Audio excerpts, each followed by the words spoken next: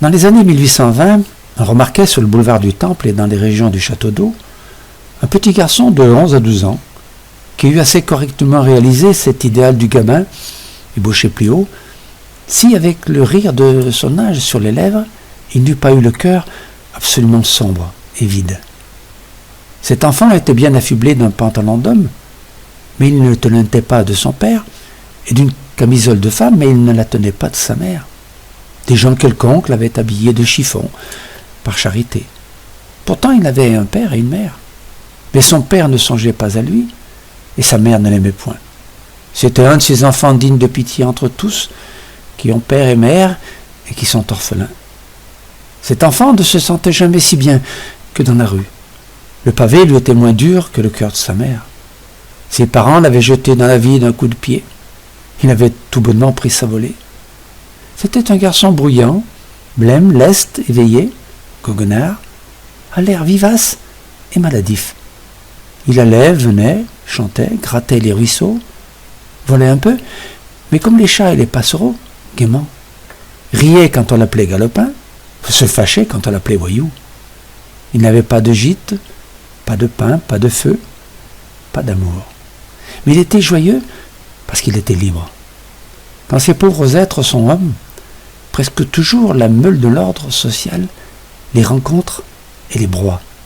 Mais tant qu'ils sont enfants, ils échappent étant petits. Le moindre trou les sauve. Pourtant, si abandonné que fût cet enfant, il arrivait parfois, tous les 2 ou 3 mois, qu'il disait « Tiens, je vais voir maman ».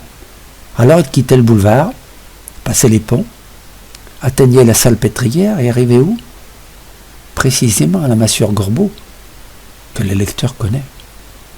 À cette époque, la Masure se trouvait, chose rare, habitée par plusieurs individus qui, du reste, comme cela est toujours à Paris, n'avaient aucun lien ni aucun rapport entre eux.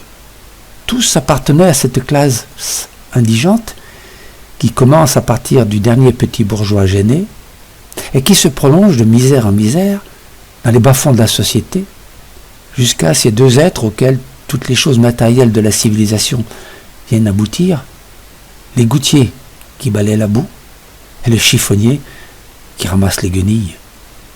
La principale locataire du temps de Jean Valjean était morte et avait été remplacée par une toute pareille. Les plus misérables entre ceux qui habitaient la Masure étaient une famille de 4 personnes.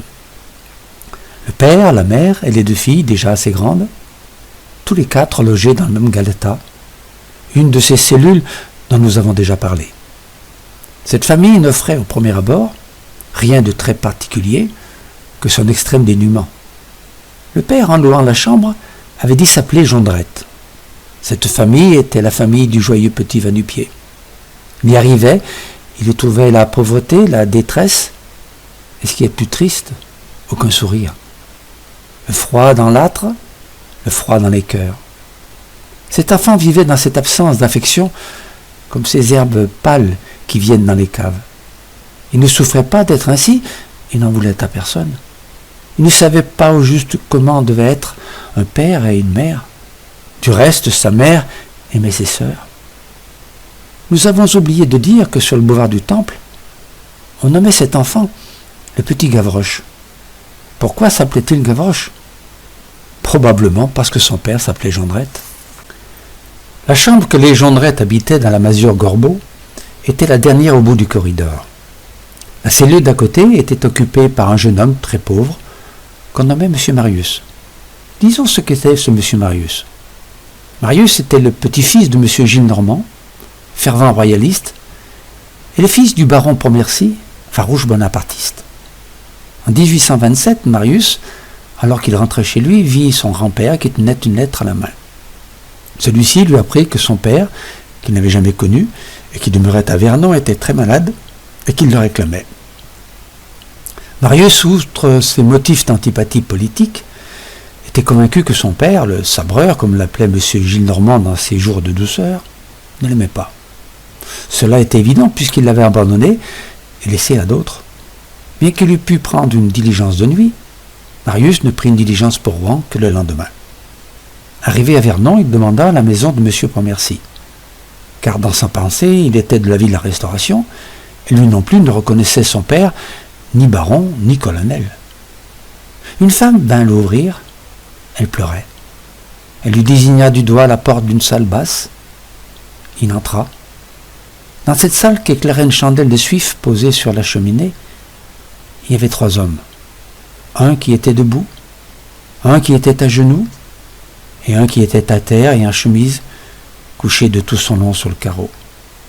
Celui qui était à terre était le colonel, les 2 autres étaient un médecin et un prêtre qui priait. Malade d'une fièvre cérébrale depuis 3 jours, le colonel avait eu un accès de délire et s'était levé de son lit malgré la servante. Puis il était sorti de sa chambre et était tombé sur le carreau de l'antichambre. Il venait d'expirer. On avait appelé le médecin et le curé. Le médecin était arrivé trop tard. Le curé est arrivé trop tard. Le fils aussi est arrivé trop tard.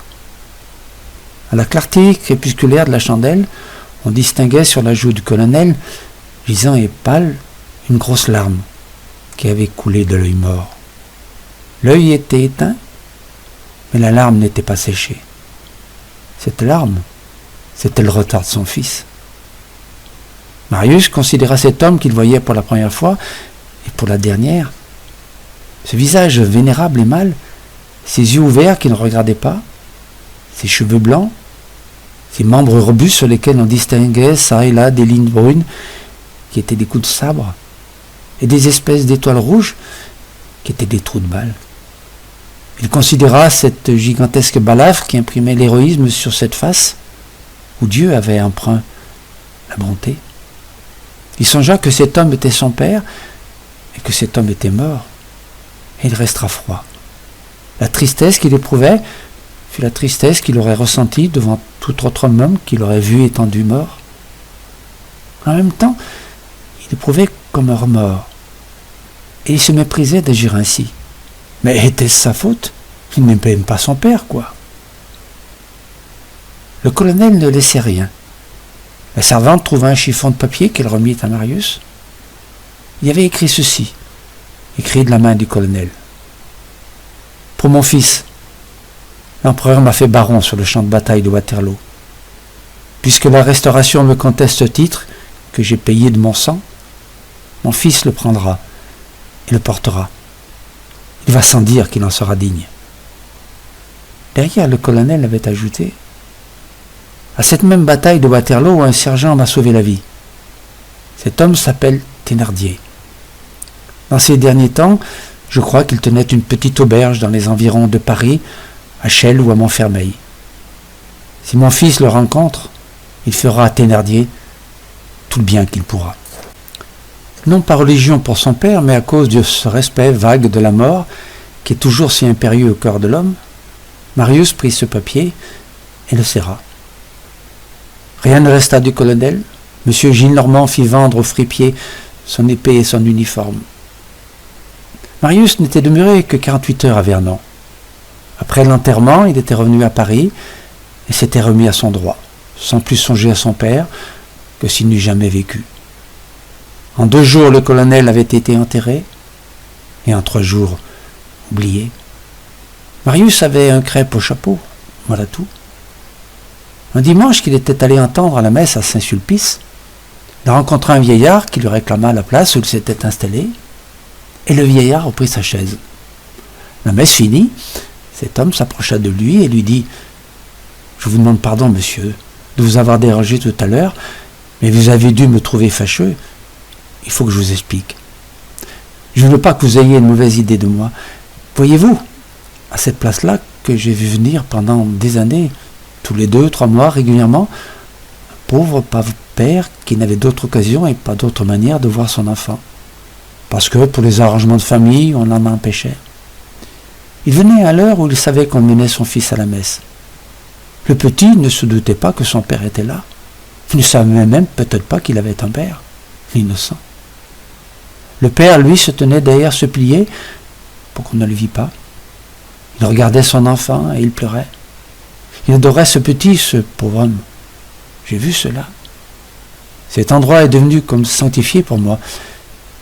J'ai même connu un peu ce monsieur. Il avait un beau-père, une tante riche, des parents qui menaçaient de déshériter l'enfant si lui, le père, il le voyait. Il s'était sacrifié pour que son fils fût riche un jour et heureux. Mon Dieu, parce qu'un homme a été à Waterloo, ce n'est pas un monstre. On ne se sépare pas pour cela un père de son enfant. C'était un colonel de Bonaparte, il est mort, je crois.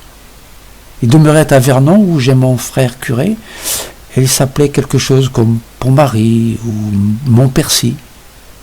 Il avait, ma foi, beaucoup de sabres. Pont-Merci, dit Marius en pâlissant. Précisément, Pont-Merci. Est-ce que vous l'avez connu? Monsieur, dit Marius, c'était mon père. Le vieillard joignit les mains et s'écria. Ah, vous êtes l'enfant. Vous pouvez dire que vous avez eu un père qui vous a bien aimé. Marius ayant appris la vérité sur son père, le baron Pont-Merci, s'employa à en savoir davantage sur ce qu'il avait été. Marius était en train d'adorer son père.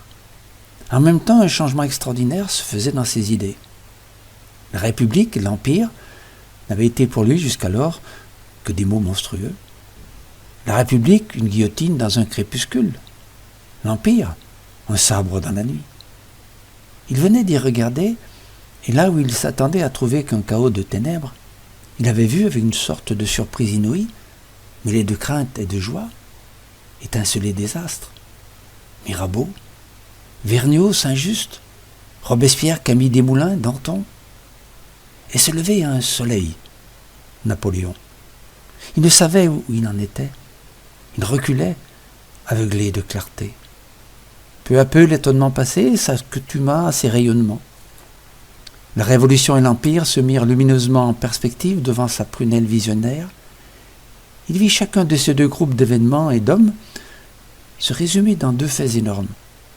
La République dans la souveraineté du droit civique restitué aux masses, l'Empire dans la souveraineté de l'idée française imposée à l'Europe. Il vit sortir de la Révolution la grande figure du peuple et de l'Empire la grande figure de la France. Il se déclara dans sa conscience que tout cela avait été bon. Il s'aperçut alors que jusqu'à présent, il n'avait pas plus compris son pays qu'il n'avait compris son père. Il n'avait connu ni l'un ni l'autre. Il avait une sorte de nuit volontaire sur les yeux. Il voyait maintenant. D'un côté, il admirait, de l'autre, il adorait. Il était plein de regrets et de remords, et il songeait avec désespoir que tout ce qu'il avait dans l'âme, il ne pouvait plus le dire maintenant qu'à un tombeau. Comme il aurait embrassé sa tête blanche, inondé ses cheveux de larmes, contemplé sa cicatrice, pressé ses mains. Comme lorsqu'on a une clé, tout s'ouvrait. Il s'expliquait tout ce qu'il avait haï, il pénétrait ce qu'il avait abhorré. Il voyait désormais clairement le sens providentiel, divin et humain, des grandes choses qu'on lui avait appris à détester et des grands hommes qu'on lui avait appris à maudire. De la réhabilitation de son père, il avait naturellement passé à la réhabilitation de Napoléon. Pourtant, celle-ci, disons-le, ne s'était point faite sans labeur. Dès l'enfance, on avait imbu des jugements du parti de 1814 sur Bonaparte. Or, tous les préjugés de la Restauration, tous ses intérêts, tous ses instincts, tendaient à défigurer Napoléon. Elle avait exploité assez habilement la fatigue de la nation et la haine des mères. Bonaparte était devenu une sorte de monstre, presque fabuleux. En lisant l'histoire, en étudiant surtout dans les documents et dans les matériaux, le voile qui couvrait Napoléon aux yeux de Marius se déchira peu à peu. Il entrevit quelque chose d'immense et soupçonna qu'il s'était trompé jusqu'au moment sur Bonaparte, comme sur tout le reste. Une nuit, il était seul dans sa petite chambre située sous le toit. Sa bougie était allumée, il lisait accoudé sur sa table à côté de la fenêtre ouverte. Toutes sortes de rêveries lui arrivaient de l'espace et se mêlaient à sa pensée. Quel spectacle que la nuit! On entend des bruits sourds, sans savoir d'où ils viennent. On voit rutiler Jupiter. L'azur est noir, les étoiles brillent. C'est formidable. À la façon de tous les nouveaux venus dans une religion, sa conversion l'enivrait. il se précipitait dans l'adhésion et il allait trop loin. Dans la voie nouvelle où il était entré, en jugeant les torts de son ancien régime, comme en mesurant la gloire de Napoléon, il négligeait les circonstances atténuantes. Son orientation était changée. Ce qui avait été le couchant était le levant. Lorsqu'il fut pleinement révolutionnaire, profondément démocrate et presque républicain, il alla chez un graveur du quai des Orfèvres et y commanda 100 cartes portant ce nom, le baron Marius Pontmercy. Seulement, comme il ne connaissait personne et qu'il ne pouvait semer ses cartes chez aucun portier, il les mit dans sa poche. Par une autre conséquence naturelle, à mesure qu'il se rapprochait de son père, de sa mémoire, et des choses pour lesquelles le colonel avait combattu 25 ans, il s'éloignait de son grand-père. Il y avait déjà entre eux toutes les dissonances de jeune homme grave à vieillard frivole. Marius éprouvait des sentiments de révolte inexprimables en songeant que c'était M. Gillenormand, pour des motifs stupides, qu'il avait arraché sans pitié au colonel, privant ainsi le père de l'enfant et l'enfant du père. À force de piété pour son père, Marius en était presque venu à l'aversion pour son aïeul. Rien de tout cela, du reste, ne se traduisait au dehors, seulement il était froid, de plus en plus laconique au repas, et rare dans la maison. Le grand-père pensait qu'il y avait quelques fillettes là-dessous. Un matin, sa tante, mademoiselle Gillenormand, était rentrée chez elle aussi émue que sa placidité pouvait l'être. Marius venait encore de demander à son grand-père la permission de faire un petit voyage. Elle était en proie au vague appétit de savoir une histoire, peut-être une fillette. Marius, voyageant vers Vernon, se trouva par hasard dans la même diligence que son cousin, le lieutenant Théodule Gillenormand, mandaté par sa tante. Voici ce qu'il vit. Parvenu à l'église, Marius n'y entra point et tourna derrière le chevet. Il disparut à l'angle d'un des contreforts de l'abside. Théodule s'avança sur la pointe de ses bottes vers l'angle où Marius avait tourné. Arrivé là, il s'arrêta stupéfait. Marius, le front dans ses deux mains, était agenouillé dans l'herbe sur une fosse. Il avait effeuillé son bouquet. À l'extrémité de la fosse, à un renflement qui marquait la tête, il y avait une croix de bois noir, avec ce nom en lettres blanches, Colonel Baron Pontmercy. On entendait Marius sangloter. La fillette était une tombe. C'était là que Marius était venu la première fois et qu'il s'était absenté de Paris. C'était là qu'il revenait chaque fois que M. Gillenormand disait « Il y couche ». Marius revint de Vernon, descendit chez son grand-père, gagna sa chambre, quitta sa redingote de voyage et le cordon noir qu'il avait au cou pour se délasser en faisant 1 heure de natation. M. Gillenormand, levé de bonne heure, comme tous les vieillards qui se portent bien, l'avait entendu rentrer et s'était hâté d'escalader, le plus vite qu'il avait pu avec ses vieilles jambes, l'escalier des combles où habitait Marius, afin de le questionner pour savoir d'où il venait. Mais Marius avait mis moins de temps à descendre que l'octogénaire à monter, et quand le père Gillenormand entra dans la mansarde, Marius n'y était plus. Le lit n'était pas défait, et sur le lit s'étalaient, sans défiance, la redingote et le cordon noir. M. Gillenormand descendit au salon où se trouvait mademoiselle Gillenormand, tenant d'une main la redingote et de l'autre le ruban de cou. « Victoire, nous allons pénétrer le mystère chez le portrait. » En effet, une boîte de chagrin noir, assez semblable à un médaillon, était suspendue au cordon. La boîte s'ouvrit en pressant un ressort. Il n'y trouvait rien qu'un papier, soigneusement plié. Ils déplièrent le papier et lurent ceci. « Pour mon fils. L'empereur m'a fait baron sur le champ de bataille de Waterloo. Puisque la Restauration me conteste ce titre, que j'ai payé de mon sang, mon fils le prendra et le portera. Il va sans dire qu'il en sera digne. » Ce que le père et la fille éprouvèrent ne saurait se dire. Ils se sentirent glacés comme par un souffle d'une tête de mort. Ils n'échangèrent pas un mot. Seulement, M. Gillenormand dit à voix basse, et comme se parlant à lui-même, « C'est l'écriture de ce sabreur !»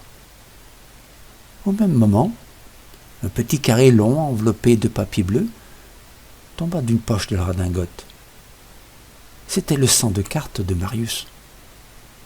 Mademoiselle Gillenormand passa une à son père, qui lut « Le baron, Marius Pontmercy ». Le vieillard sonna, la servante Nicolette vint. Monsieur Gillenormand prit le cordon, la boîte et la redingote, jeta le tout à terre au milieu du salon et dit « Remportez ces nippes !» Quelques instants après, Marius parut. Il aperçut son grand-père qui tenait à la main une de ses cartes et qui lui dit « Tiens, tu es baron à présent ? Je te fais mon compliment. » Marius rougit légèrement et répondit « Cela veut dire que je suis le fils de mon père. » Monsieur Gillenormand cessa de rire et dit durement « Ton père, c'est moi. » Mon père, reprit Marius les yeux baissés et l'air sévère. C'était un homme humble et héroïque qui a glorieusement servi la République et la France, qui a été grand dans la plus grande histoire que les hommes aient jamais faite, qui a vécu un quart de siècle au bivouac le jour sous la mitraille et sous les balles, la nuit dans la neige, qui a reçu 20 blessures, qui est mort dans l'oubli et l'abandon, et qui n'a jamais eu qu'un tort, c'est de trop aimer deux ingrats, son pays et moi. C'était plus que M. Gillenormand n'en pouvait entendre. À ce mot, la République, il s'était levé, ou pour mieux dire, dressé debout. De sombre, il était devenu rouge, de rouge pourpre et de pourpre flamboyant. Marius, abominable enfant, je ne sais pas ce qu'était ton père, je ne veux pas le savoir. Ce que je sais, c'est qu'il n'y avait jamais eu que des misérables parmi ces gueux, des assassins, des bonnets rouges, des voleurs. Je dis tous, Marius. Vois-tu bien, tu es le baron comme ma pantoufle. Tous des bandits qui ont servi Robespierre, tous des brigands qui ont servi Buonaparte, tous des traîtres qui ont trahi le roi légitime, tous des lâches qui se sont sauvés devant les Prussiens et les Anglais à Waterloo. Si monsieur votre père est là-dessous, je l'ignore, j'en suis fâché, tant pis. Votre serviteur.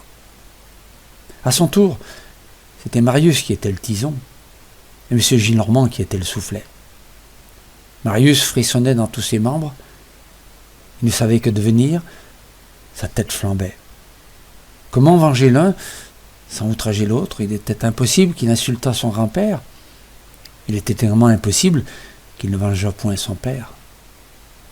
Il leva les yeux, regarda fixement son aïeul et cria d'une voix tonnante « Ah bah les Bourbons et ce gros cochon de Louis XVIII !»